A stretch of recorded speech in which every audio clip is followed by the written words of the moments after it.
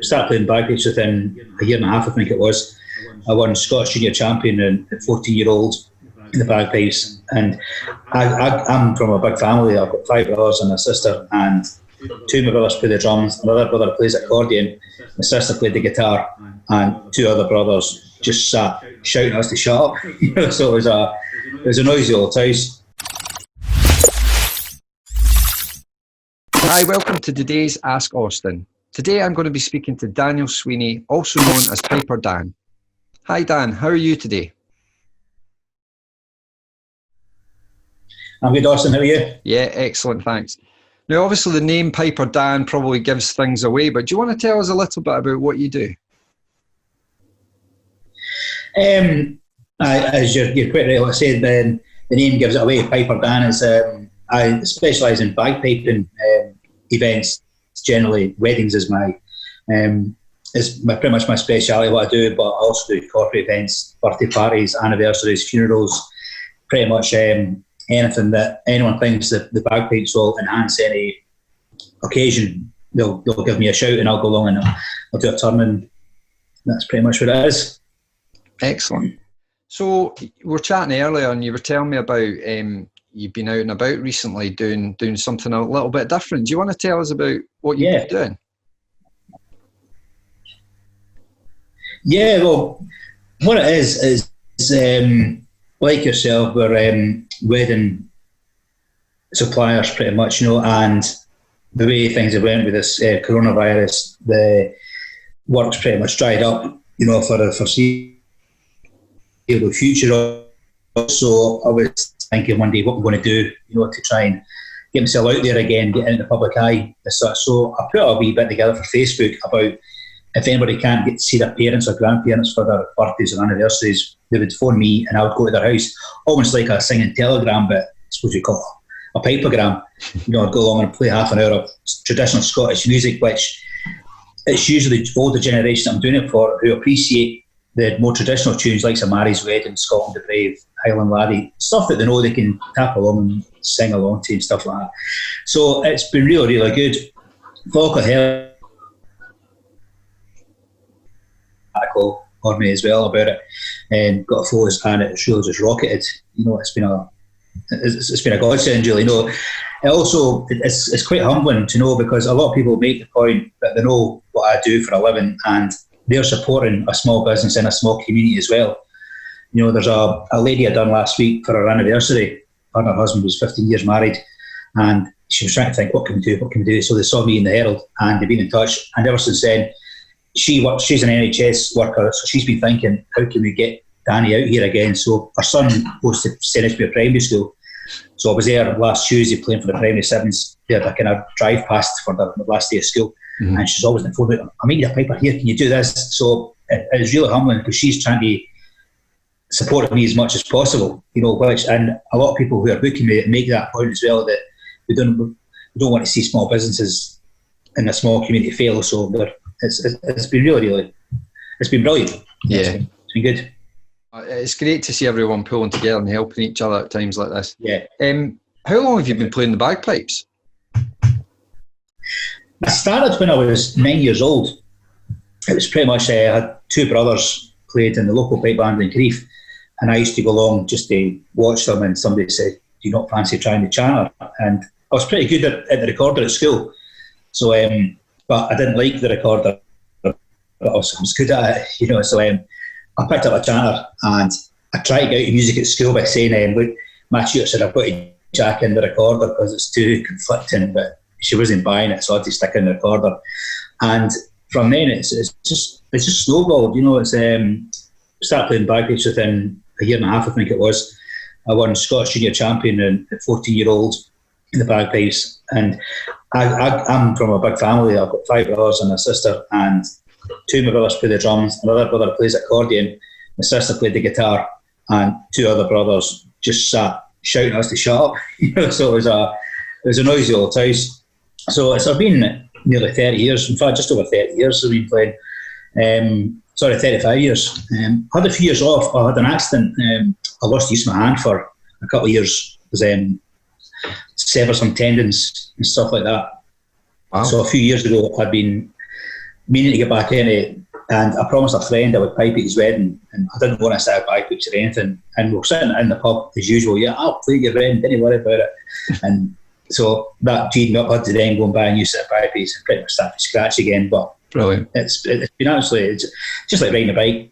Yeah. After 2 or 3 hours, it was swinging again. So it's been brilliant. It's taken over the world as well. So it's good. Yeah, I guess it helps when you enjoy it. What's your favourite bagpiping moment? Yeah. I would say I got the honour of playing for Greg Norman, the golfer. He opened a golf course resort, a 6-star golf resort in the south of Vietnam. And I got flown over there for 8 days to play for the official opening of it. Nice. All expenses paid, 8 days in a 6-star hotel. And playing at the beach at 12 o'clock in full regalia is not an idea of fun, but it's an experience I'll never forget. It's absolutely wonderful. That's pretty cool. Also played at the Moscow Tattoo on Red Square. That was another experience. You know, there's so many. It's pretty hard to pinpoint, but I think the one that jumps out all the time is Vietnam.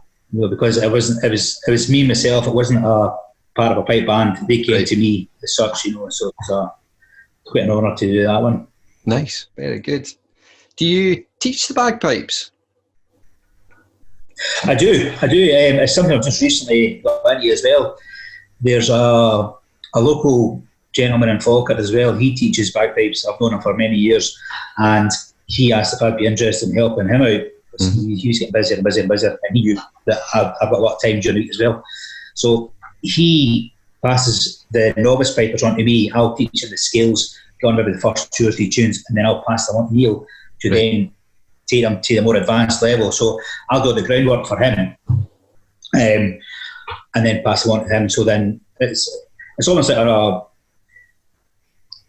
an apprenticeship with me, and then they go into the full job with Neil. No, good. You know, so it's been something I've been meaning to do for a while, and I'm doing a course this year at the Royal Piping College in Glasgow to get a proper accredited certificate to do the teaching, which then I'll be able to then promote it more myself, whilst also working with Neil Clark as well. Good. Excellent. Give us a reason why couples should book you in particular.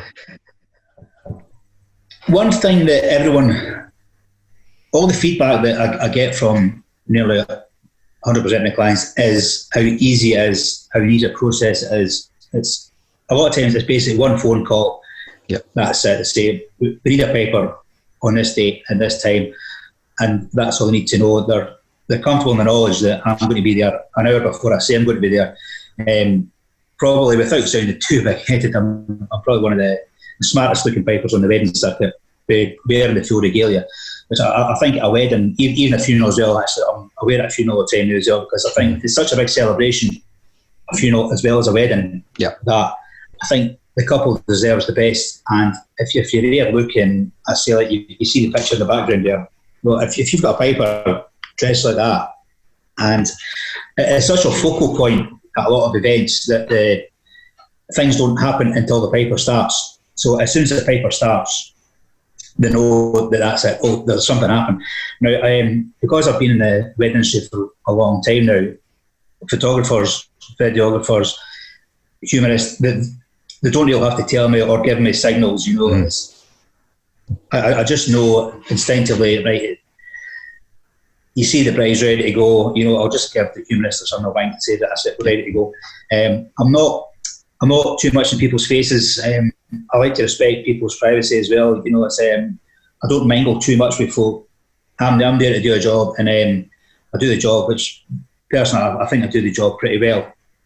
And I'm not one of these guys who'll go and just sort of networking at a wedding sort of thing, you know, because people have said, you must pick up a lot of weddings for other weddings. It's, well, no, really, because it's the couple's day. I'm not there to tout business on their day. You know, I'm there to enhance their day as much as possible. And the feedback I get is people appreciate that I do that. I take the time to speak to them at the start of the day, and they know that things are going to be smooth. And the feedback I always get is pretty much that. It's such an easy process with me as well. From phone call and email until the day, that's it. There's no don't bombard people with emails because it's the Piper is it's a big part of a lot of events. And I think having one there that knows what to do, when to do it, takes a lot of stress off a lot of people. Especially just now, people are wondering, God, is he going to be there? Is his business going to survive? So the last few weeks, I've just been dropping one message or one email, say, don't worry, my business is strong. But there's no need to worry about if your Piper's going to be there or not going to be there. And they all appreciate that as well. So I've been worrying about that because the candy carts went into liquidation or my photo booths falling down or something like that. It's almost just a wee sort of comfort blanket, knowing that I'm going to be there and no concerns about the Piper at all in the day. Yeah. So the other thing is we've set up the Scottish Wedding Collective, which is a Facebook group of some of the best suppliers in Scotland, and you're one of them. So we've obviously we've got some exciting stuff coming up. It's great to have you involved in that. And I guess it'll be great to work together with other suppliers and help promote each other as well. Definitely. I think as well, I've been thinking along these lines in the last couple of years, but I'm not one of these guys that goes and pushes, or not pushes, but I don't have the skill set to pull it all together. We need somebody like yourself who can pull everything together, hand pick, like the Piper, the DJ, the wedding dress. I think in any industry, you need a head figure. It's just you see so many people. I can do this, I can do that, I can do that, I can do that. But if you don't know how to do all these parts yourself individually, if you think it's just muddled together. Whereas if you've got a figurehead pulling everyone together, and it's just like a well-oiled machine at the end of the day. It's going to be brilliant. You're absolutely right. It's a team. But really excited to work with you. So thanks for that, Daniel. In terms of where people can find you, do you want to tell us where you are, Facebook, website, that kind of thing? Yeah, my website is just www.piperdan.co.uk. I have the Facebook page, which is just Piperdan, and also have an Instagram account, which is Piperdan_1. Because somebody beat me to it, so to try and get something else there. I do a lot of wedding fairs and that through the year as well, and also always share it on social media as well, but where I'm going to be and stuff like that. And if ever anybody wants to hear me play with them, I've got a YouTube channel as well, but I've only recently started it. I don't promote it that much because the videos I don't think do me any justice, because it's only been me with a selfie stick on the end of a fence post, at the back of a forest or something like that. But I do have plans in place that I'm going to go with a videographer and do a proper promotional afternoon. Saying I'll probably speak to Sarah about this first thing. You know what I mean? And actually do it properly. So it looks good as well as sounding good. Which I think is half the battle. It's because people listen with their eyes, first of all. If you go out and you look like a bag of rubbish, folks are going to turn away straight away. So that's why I want the YouTube channel being slick as well. Absolutely. So I'm not promoting that too much yet, but there's a move on there, especially in the summer time. I've plenty of time to go out and about and that as well. So that's my next plan of attack. Well, listen, thanks very much for your time, and thank you. We'll see you again soon. Yep, will do. Cheers. Bye-bye. Cheers. Thanks to Dan for that. If you're not already a subscriber, subscribe below and turn on the notifications. Until the next time.